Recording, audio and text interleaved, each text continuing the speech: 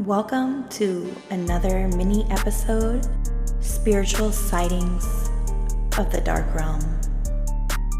This is a true story of my paranormal experiences with dark entities, and I have chose to tell my story and expose them. Here in episode 2, this is the Grim Reaper.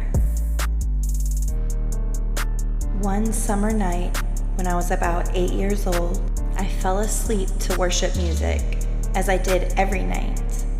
But this night was particularly different. I awoke from my slumber, shaking in terror. My knees knocked together rapidly, and my heart was beating out of my chest. The music had stopped, and the house was dead, silent. I tried to sit up in my bed, but I was unable to move. I attempted to call out for my mom, but no sound came from my mouth. I was completely paralyzed, frozen by an overwhelming fear. As I turned my eyes to the left, I saw something standing as still as stone in the shadows.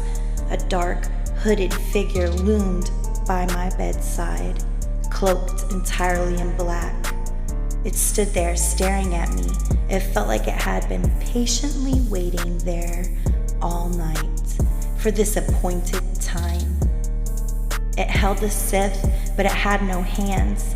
It seemed to stare at me in my eyes, yet it had no face.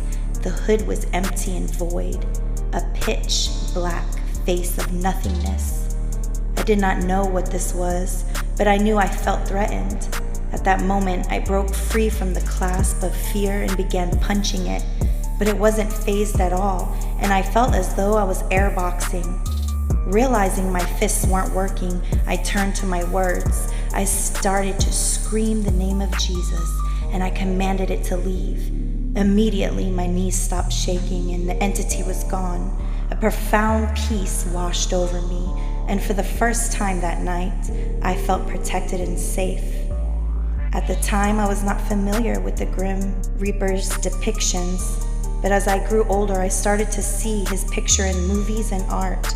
That's when I realized it was the same entity that stood by my bedside when I was little. I was an innocent girl.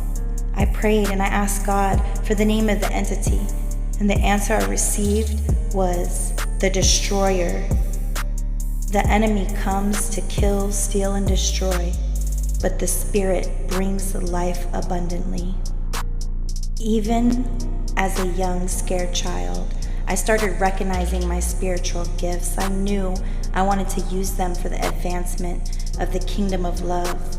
I understood that divine love was real because I experienced it countless times throughout my life. As I became a young adult, I realized I kept seeing demonic entities and found myself in constant spiritual warfare. I had faith shining my light despite the weight of demonic attacks. All I ever wanted was a world full of love. Love is who I was and all I had to offer.